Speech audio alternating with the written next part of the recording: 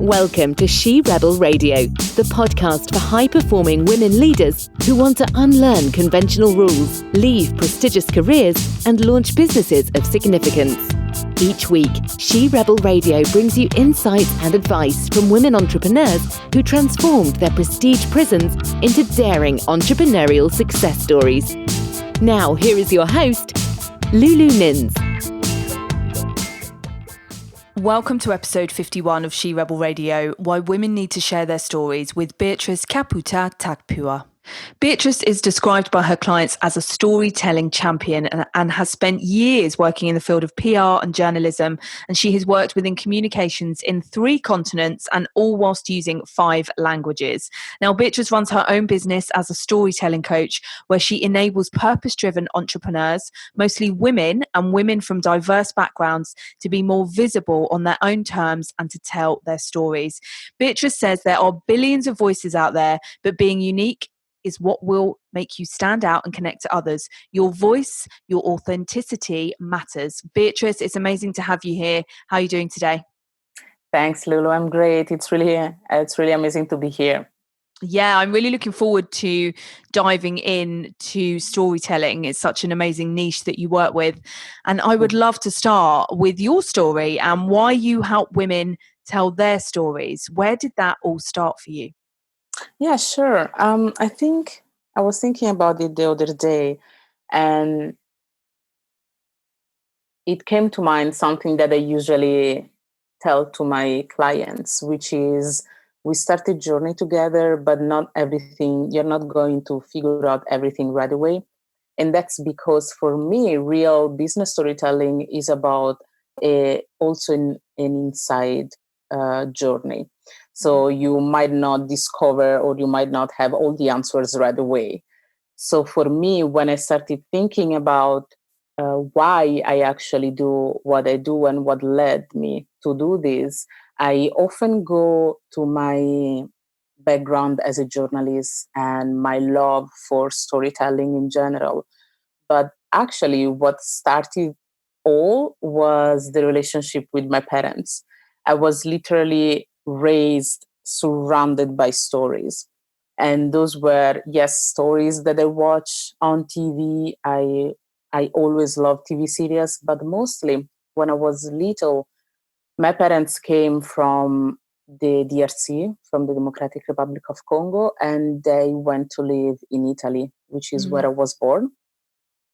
So we didn't have close family around us. We didn't have grandparents. We didn't have uncle or aunties. There were the closest one were in Belgium. So we didn't have that, like that tradition of having dinners or holidays surrounded by the extended families. So the way my parents had to compensate that was through telling us the stories of our family, our extended families, and our grandparents, and all the family that was back in Congo and those who had left the country. So for me, that was always an element. It was a constant element. So the stories of my family, the stories of my parents when they were starting out their journey as migrants in a new city and in a new country.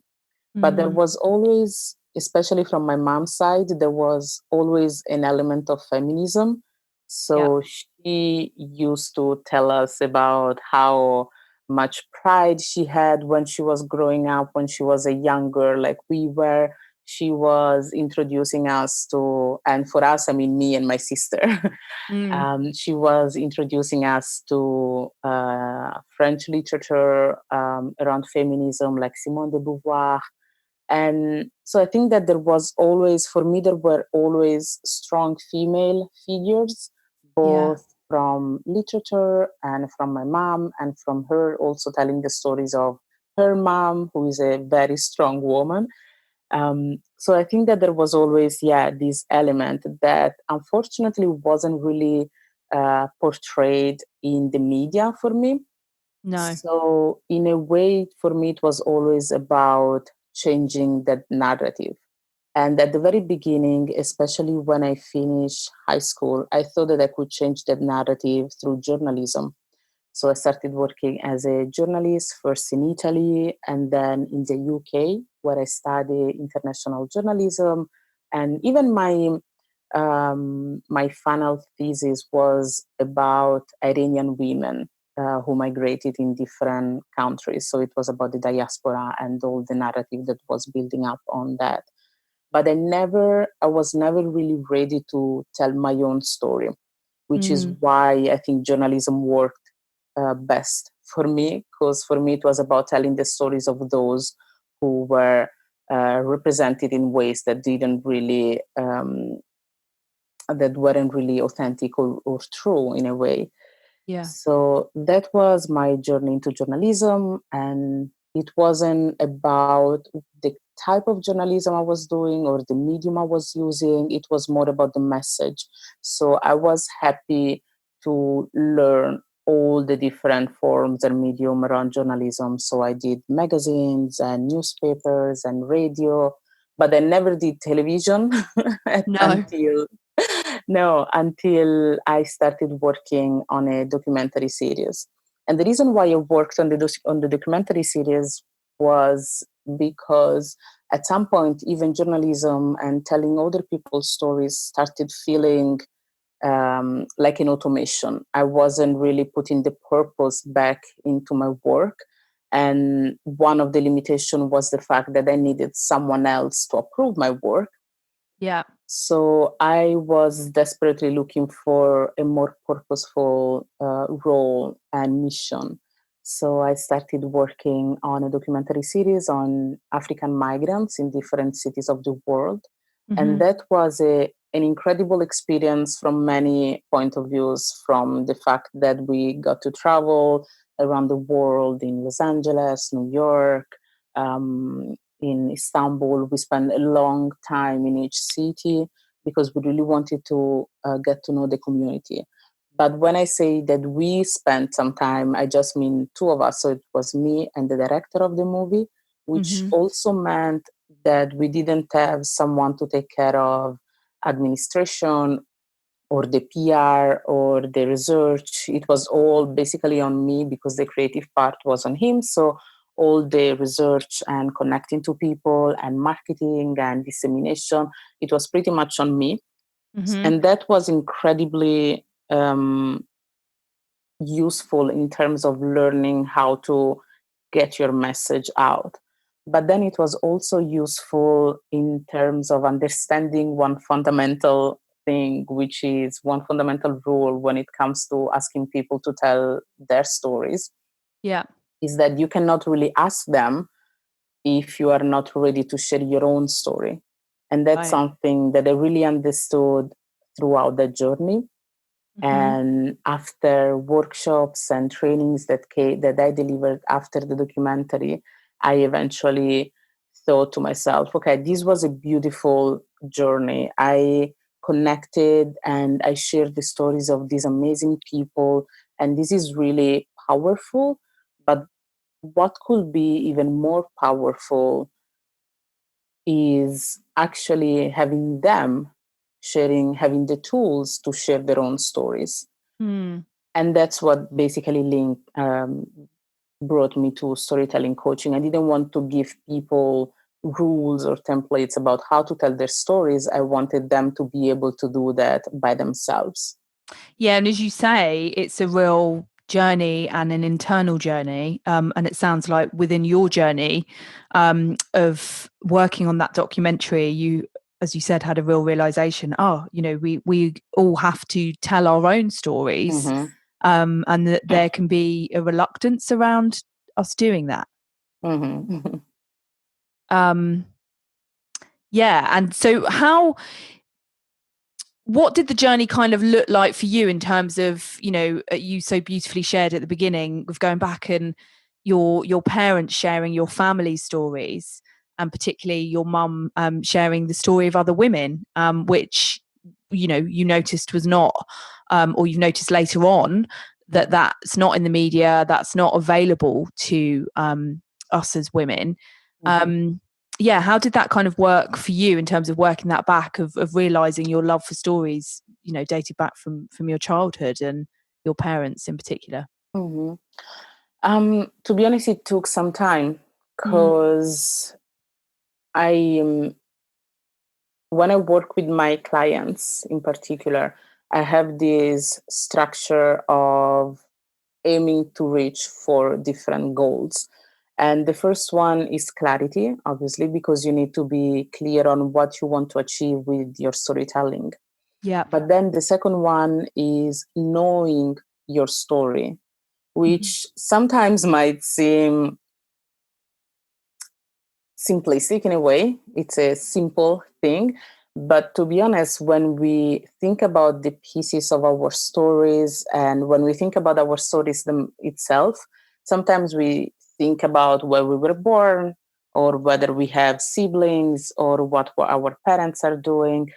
But what I actually mean when I say that we need to know our stories, we need to know, I mean that we need to know the whys behind what we are doing. Mhm. And that's something that I ask myself. I mean, the reason why I was able to build this framework is because I went through it by myself. Mhm. So I started to ask myself, okay, but why do you want to work in this particular field? Or why do you want to tell these stories? Or why you don't want to tell these other stories? And why it's okay not to tell those stories? And by Mm. doing that, I actually started going backwards on the origins of the reason. And a lot was a process that I started through writing. So I do lots of journaling and lots of thinking. And especially now that I'm writing my book, I had to think back to all that happened before and how it has impacted my journey. It's like looking back and connecting the dots. Yeah, yeah. But Yeah. really even putting yourself in the uncomfortable situation, because to be honest, I mean, when people work with me, of course there are things that they share with me and there are things that I can help them with, but there are also lots of things that we don't want to share, but we still need to be aware of those. It's Mm. not that once you realize what happened in your life or what journey you went through, then you have to share everything with everybody. I mean, a big chunk of that reflection, it's just for us. Yeah, I heard the other day something of like to share your scars and not your wounds. Mm-hmm. You need Mm-hmm. to kind of have moved through it, really, don't you, before you're ready to share, if you ever share the deeper sides. But I would love to know, why do people come to work with you, and what are the three pillars of the work that you do, which you Mm-hmm. might have touched on, because I know you said clarity and actually knowing your story and the why. But Mm-hmm. why do people come to work with you? Okay, yeah, I think that there are different people that come to work with me. There are people who struggle with something in particular. For instance, they're stuck on their about page and they don't know how to write it and they don't know what they want to put inside. There are people then who are into storytelling, so they really want to improve it and they want to do it in a more authentic way. Mm-hmm. And then there are people who their idea is to make more sales and have a marketing strategy which is more authentic. And I always find that the interesting thing about these three type of people is that they might not realize it, but they come to me in particular because of authenticity and then the effect that the storytelling can have. So the reason why I connect with them is because I share a piece of my story. And in a way, they want to do the same thing, but the way they manifest it, it's different. So it might be the about page, it might be the marketing strategy, it might be they want to change something on their website, which is kind of the surface Mm-hmm. of the issue. But then, as soon as we explore it a little bit more, we actually figure out that there are other issues, like an issue of clarity, of actually knowing the kind of story you want to say, you want to share. And then also, once you know the story, then you have to acknowledge it as well, which is a very important step. because we might do the work and feel uncomfortable in anything, in any kind of story that comes back to mind. But then we also need to accept it as it is. Mm-hmm. And then there is the final part, which is sharing your story, which is for me very, very important, because nowadays we are bombarded by ways of doing marketing, of presenting yourself, of speaking, of talking, and there are templates and ways you can do things. But the only thing that works is actually the thing that you decide for yourself, if it makes sense. So it's not about using someone else's method, it's about finding your own method, which is obviously the hardest thing, because you have to figure out, for instance, the simplest thing, like what kind of medium you like to use, whether you are a video person or you are not a video person, whether you prefer writing or not. But there are also like deeper things, like some clients you don't want to work with, or some values you really don't want to give up. And all these things really makes the brand, each brand's a very personal brand, your own brand that nobody else can either steal or copy or imitate, because you're being you and nobody else can really copy you. Right? Yeah, exactly. And what I hear there is that find your own method, and that is Mm-hmm. linked to your story and your why, and Mm-hmm. and that becomes so strong that there isn't a template for that. Exactly. You've got to go in and do the work, Mm-hmm. and dig out that story. As you said, clarity of what you're trying to achieve, knowing your story, acknowledging it, and then sharing it. Mm-hmm. Love it. Yeah, really, really powerful. And that was definitely, in terms of work that I've done in She Rebel, Mm-hmm. that the She Rebel, if you like, runs through so much of my past and Mm-hmm. background. When I remember really unpicking that even more and feeling really emotional when that actually came up as to where that comes from. Powerful Yeah. stuff. Yeah, I think that if we look a little bit deeper into anything, we find that there is a reason that comes from our past, or something that happened to us as well. Like before, we were talking about my surname and how you say that you experienced in your previous career, Mm-hmm. uh, people going to jail with their attorney not being able to say their name properly, and you decided that you were never going to get wrong one of your clients' name. Yeah. That's a very important. I mean, it might not seem that important, but it's very important because it's part of who you are, and Yeah. that's not something that someone else can replicate, because nobody else has lived your own experience. Yeah, and it's when we remember those critical moments, don't we? When we decide Mm-hmm. we're going to do something a particular way, and the story that's attached to it, and yeah, it runs through everything you do, and it becomes very important. Mm-hmm. Yeah. So there's a beautiful quote on your website from a past client, that if anyone personifies diversity, it's you, and that through your work you put women, and importantly minority women, at the forefront, telling unreported stories from all angles. Why are those unreported stories and the sharing, which you've already touched on, the sharing part, why the sharing of those stories so critical? Yeah. And what I'm gonna add on that is the sharing from those women is so critical.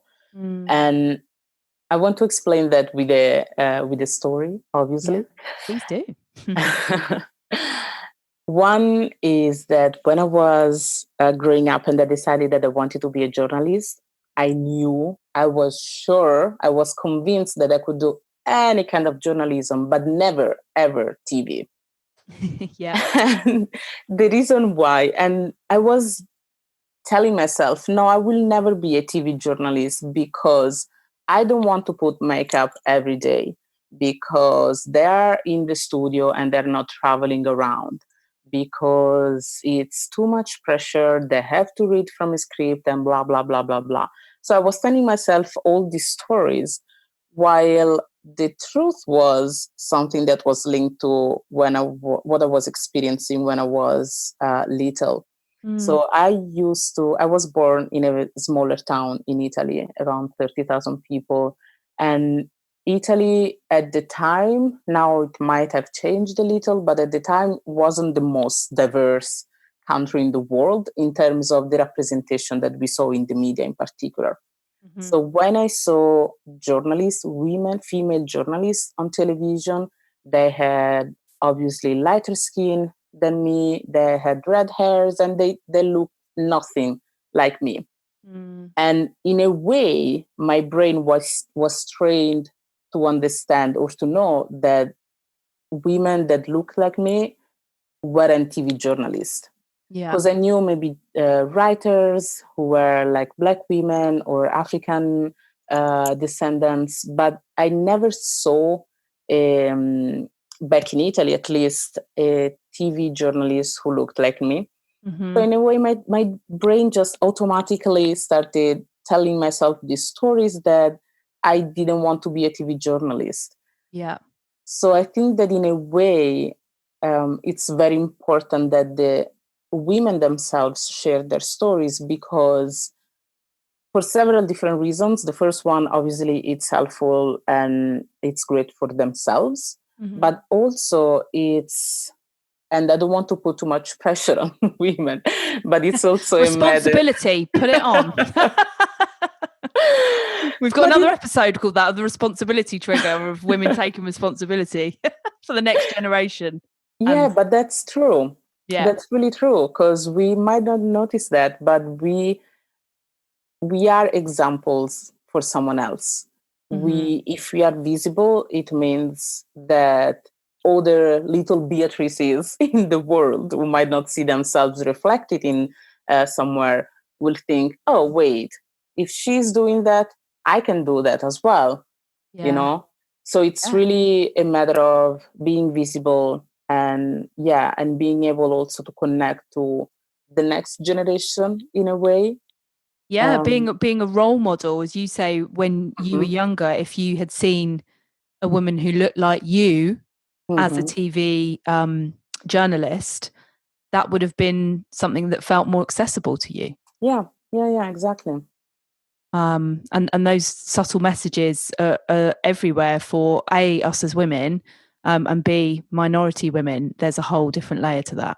Mm-hmm.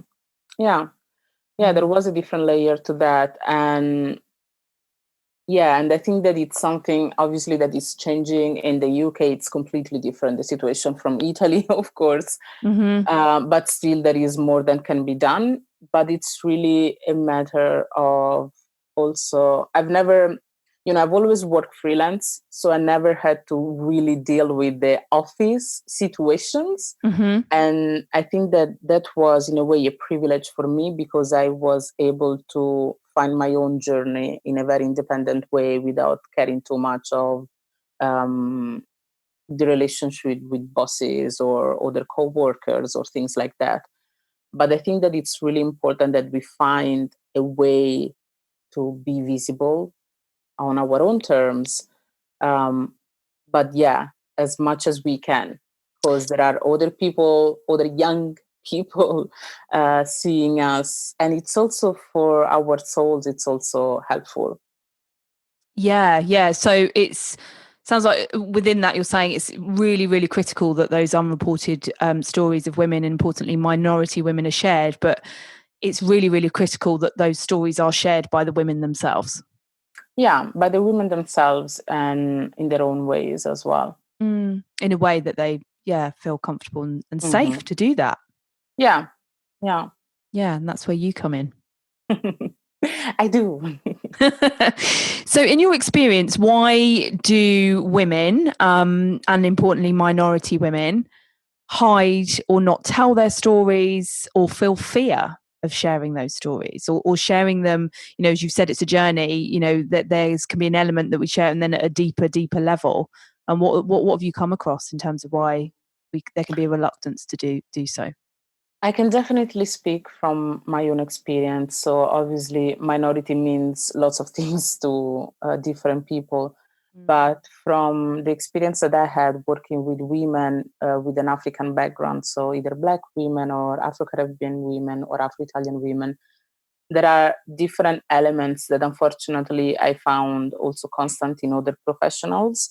And one is definitely the idea of how you are supposed to be as opposed to how you actually want to be. And what I mean by that is that growing up being a minority for me meant that I had to be well behaved, well educated, and I didn't have to raise my voice, and I didn't have to make scenes, because what people were perceiving of their perception on me wasn't just their perception on me. It was the perception for all Black female in the town, or the idea that they had about all Black females. So it's a huge pressure to put on any human being, but Yeah. it's the truth. I mean, the fact that we cannot, like, if we raise our voice, then you're bossy, that you're not a decisive person, or other kind of things. So for me, from what I saw with my clients and in my personal journey, there is an element of trying to figure out how you can present yourself without um, being judged. So I guess that there is one, the fear of being judged. Yeah. And then the fear not of being judged only as a Black person or as a Black woman, but also being judged um, from people in your network in particular. So what are they going to say if I share this story with them, or what are they going to think about me? And there is a lot of that element as well. But also there is an element of not knowing who to trust.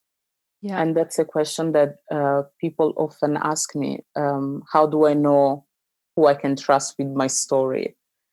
And it's really interesting because there are two answers that I will usually give.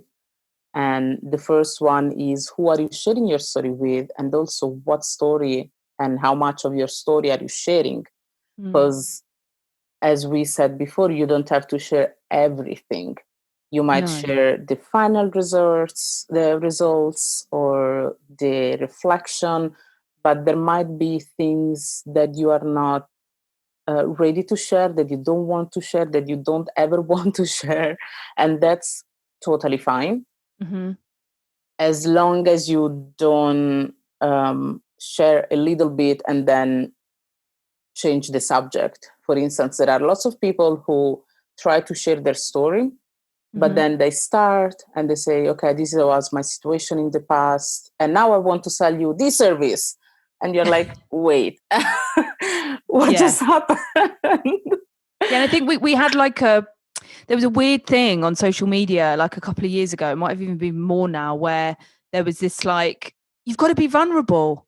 And then, people just sharing random stuff on and then with a sales pitch straight afterwards, right? It was, there was a real disjointed kind of thing going on, wasn't it? It wasn't authentic, really, exactly. at that point.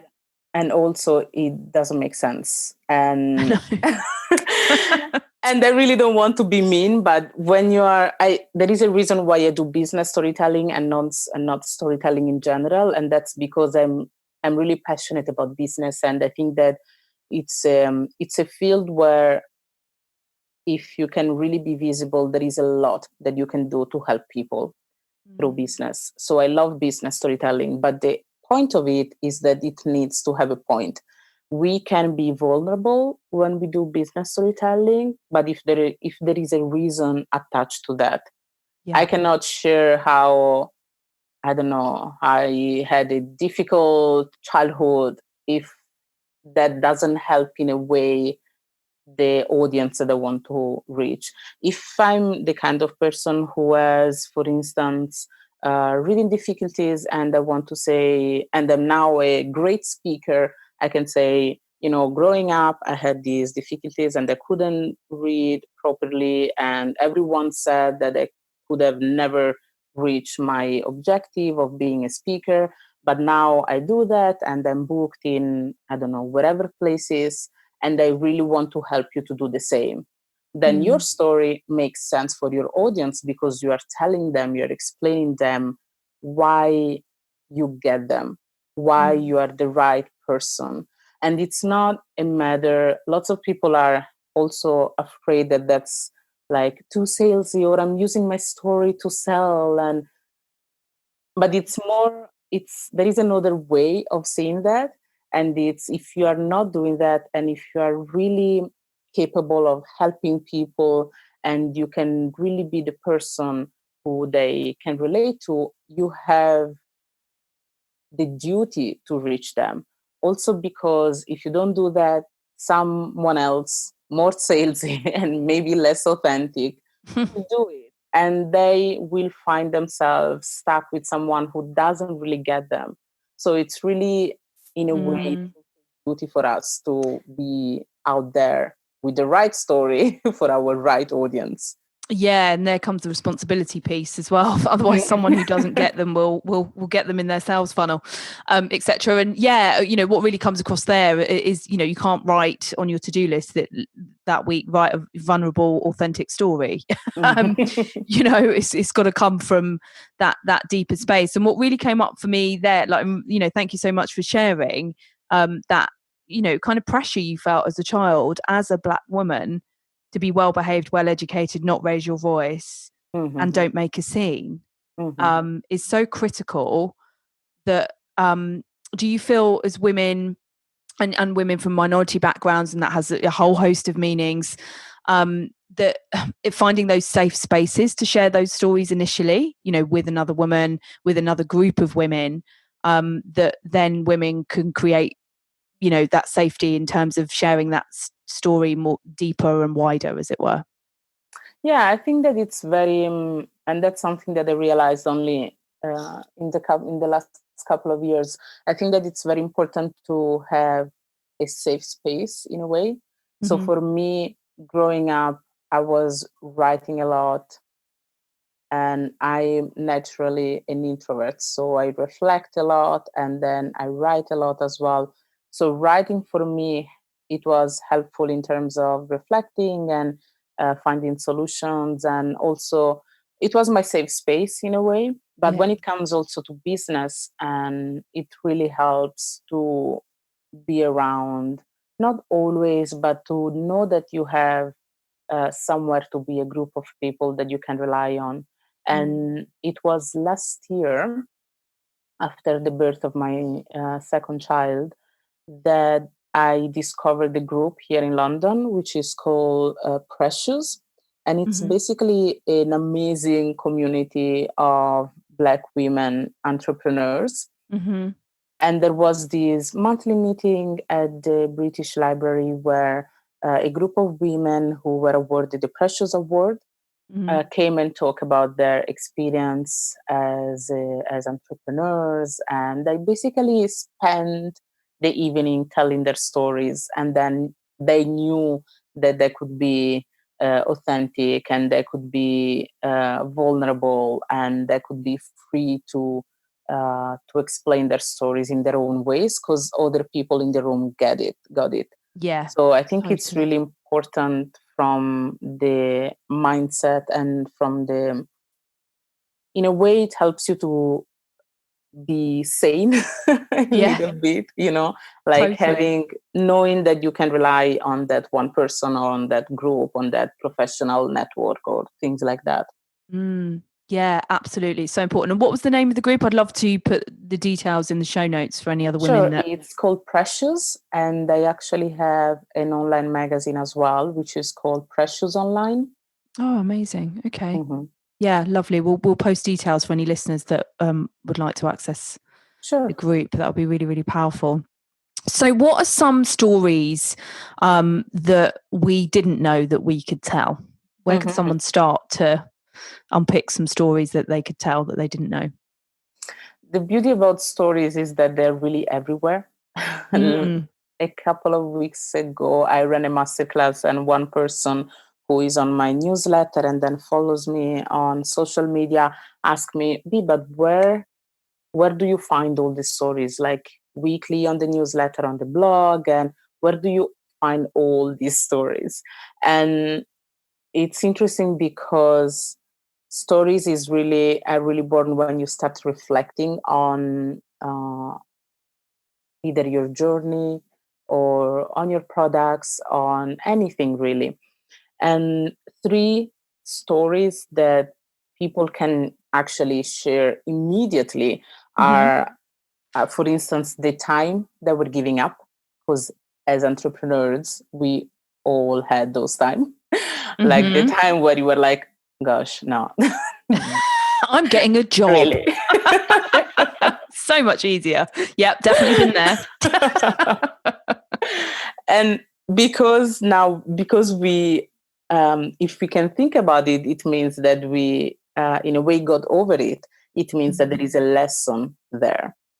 So that lesson and that story can be shared with your audience, because you can either want to motivate them, or you can tell them, especially if you work with entrepreneurs, it's going to be tough. They're going to have these kind of moments, but I'm going to support you. And don't worry, this happens to everyone.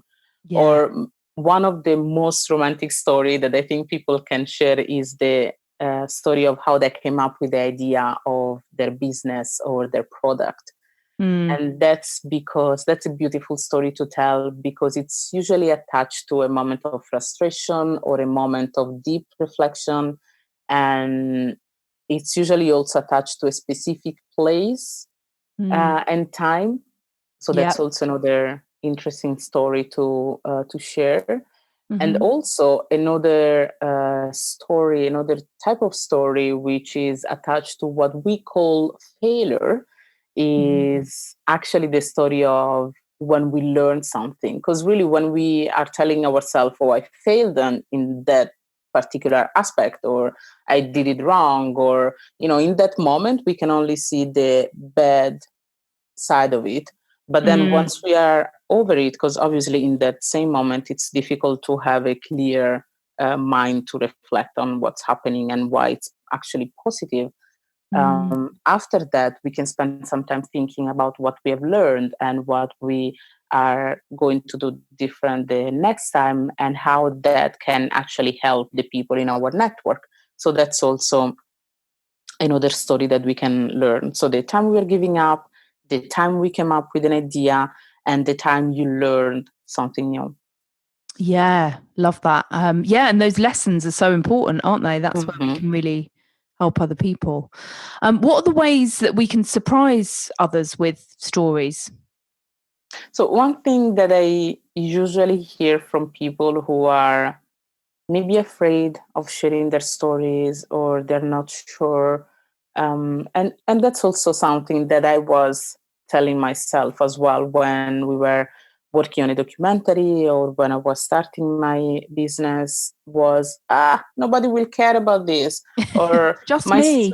yeah. Or it's not interesting enough, or it's not important enough, or it doesn't it's not sad enough as well. And the interesting thing about storytelling is that as soon as you do it, you will see one reaction of people, of anyone, even unexpected people. And it can be that you share the story on social media, through your blog post, or through your newsletter, or wherever it is. And people at some point, either at that moment or later on, will tell you, oh, I had no idea you went through that. So what's happening there is that people are connecting with you. They know a little bit more about you, so they trust you. They started trusting you more. They connect to you more. And the way our brain works, we tend to buy from people we trust. So once a person knows you more, knows you a little bit better, then they trust you a little bit more, then it's much easier than they become customers. Yeah, they need that relatability, don't they? I know I wrote an email a few months ago that was titled something like, I was called a tree hugger in the legal profession. And I got a lot of emails back from that, and a real connection point. And it wasn't anything that particularly upset me at the time when I was called that. I used to laugh it off. But at the same time, I never really fitted into the legal industry, and there goes the rebel, right? Never really did what I was told. And, the more I unpicked the she rebel through my journey, the more I've kind of always been rejected at the same time for not fitting in. So you can really have that depth, can't you? Just in that one line, right? And the other women that felt the same are like, oh my God, this is my person. Exactly. And maybe you didn't know when you wrote it. Maybe you just wrote it because you thought that it made sense, that it was a reflection that you want to share, but you weren't expecting any particular kind of reaction. And that's the beauty of it. That's the surprising element in storytelling. And then other things that maybe happen to you as well with this email is that people start to relate to you, as you said. They're like, oh, this happened to me as well. And then you start a conversation. And or maybe you are sharing the exact words that someone needs to hear at that specific moment. And obviously people are grateful for that sharing. So I think that being grateful is something that we should be as often as we can. So if we can give that as a gift to others, we should definitely do that. Yeah, and I think it's really important, isn't it, to just focus on, particularly for those that are maybe very early stages. And, I just wouldn't have occurred to me to share that story in the early outset of my business. But because it just didn't, again, it's not important. It's just me. Who cares? But it's really important, I feel, isn't it, to just make a difference to that one person. If your story resonates with just one other person, you can make a difference to that person that day. Yeah, because also we are led to believe that we need to reach or impact thousands, millions of people with one story or with one post or with one email. But really, it's more than the numbers. It's about the actual impact that you have on people. And that's why I mainly exclusively work with purpose-driven entrepreneurs, because it's really about the change that you want to bring to every single person. It's not, you can have 20 people in your network and they are still humans with their problems, with their issues, with their busy schedule, and they still decided to follow you and not someone else. So that in itself should be really a reason to celebrate, and to celebrate the fact that they're there, but to celebrate and value them as well. Absolutely. It's and I think with social media, people can be led into this false sense of that it happens overnight, right? You share a story and it has, 1 million downloads or whatever. Just not how it works. Not really. And also, is that what we need? I mean, do we really need so many different stories, so many different followers, and so many different people? I mean, from a business perspective, we really just need people who are our ideal clients. And for that, that means people we want to serve, but also people who are able to value our knowledge through money, through paying us. Yeah. So we don't need like million of no. It's not a popularity contest. Yeah, we just need the right people. Yeah. The people that connect with you and your stories, and that's the way to do it. Any other top tips for how business owners, entrepreneurs can use stories to, build their audience, to create customers, clients, and build better business relationships? Yeah. Obviously, when it comes to storytelling, it's not just about, oh, okay, I figured out my story and now I'm going to just share it. There is an element also of building the structure of your story. But first, even before that, it's a matter of understanding what stories do, which is really connect you on a human level with other people. And you have to be accepting of the fact that this is going to be, maybe it's going to take more time, or maybe it's gonna cost you more in terms of the number of conversations that you have to have. But if you really want to build that kind of connection, if you really want people to trust you, and you really want to serve a particular set of people, then storytelling is the way to go. And not just for the relationship that you build with others, but also for the reflections and the discoveries that you do for yourself. But then once you know that you want to share a story and that you want to connect on that authentic level with your customers, you also have to learn how to tell a story, because it's not just about writing down or sharing that on video or whatever the medium is. It's also about the structure, and the structure is there because you want to be clear with your story and you want to get to the point of your story as well.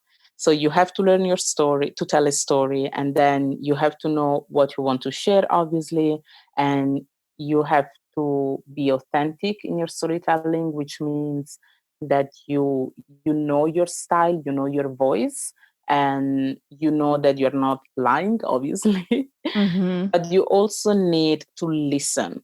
So it's not just about us.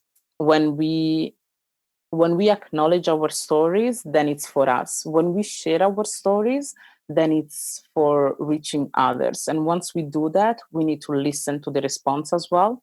Not because it's not about, ooh, look at me, this is my story, it's so interesting. It's about It's all me. exactly.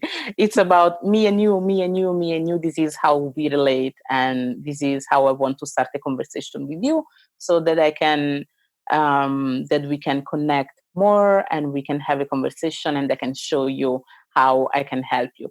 And I always think about the fact that it's really like going on a date. I mean, imagine if you were going to a date and the other person was talking about themselves all the time, blah blah blah blah blah blah. Boring. Exactly. It's a bad date. Exactly. But then if you share, the other person share their stories, you share your story, that it's inspired by the story that the person shared, then you really create a conversation, and it's more organic in a way, the conversation as well. And then you feel like having this conversation again and meeting this person again, and that's kind of the basis as well of business storytelling. You are trying to have authentic conversations, which means sharing and listening.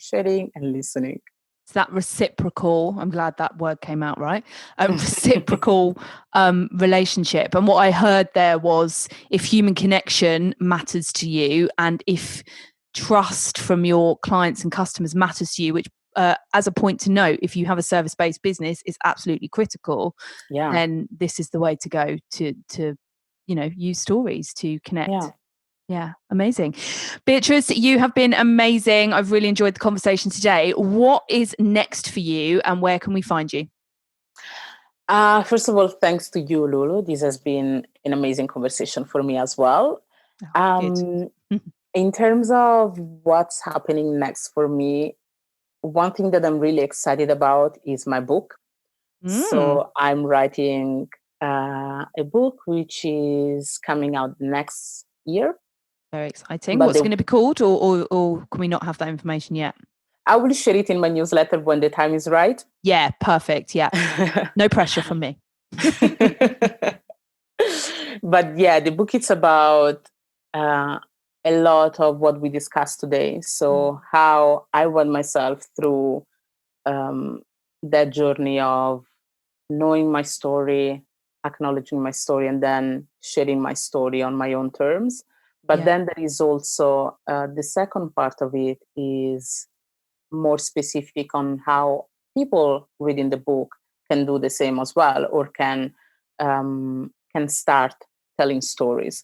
And this is based on a framework that I created myself, which is called Shape. And what's it called? Shape.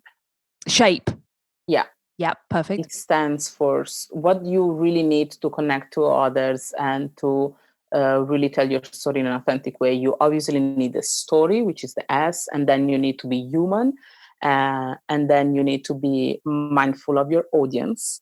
You need to get personal, but you also need to add an element of entertainment, which is not the a kind of entertainment. Oh, I love that. But it's about engaging your audience. So in a way, with multimedia or with reference to anything that in a way stimulates our senses. So this is one thing I'm really, really excited about. Yeah, sounds great. And I'm sharing updates on the book, but also other storytelling tips and reflections on my newsletter, which is you can subscribe to it. Yeah, we'll put all the links below. And I loved your Perfect. newsletter. It's so interactive and fun and leads to the next bit. And it's great. Thanks. And then every week I publish a blog post on my blog, on my website, and on Friday mornings at 9:30 a.m. British Summer Time, I do a live video on Facebook, LinkedIn, and Instagram. Yeah, perfect. We will put all the links. Amazing to have you. Have a great rest of the day. Thank you, Lulu. Thanks for listening to She Rebel Radio, the podcast for high-performing women leaders who want to unlearn conventional rules, leave prestigious careers, and launch businesses of significance. She Rebel Radio is executive produced and hosted by women's advocate and coach, Lulu Mims. If you enjoyed this episode, make sure to subscribe so you never miss another episode. You can find Lulu Mims on Facebook and LinkedIn at Lulu Mims and on Instagram at LuluMims_biz. Until next week, keep rebelling against the rules and designing success your way.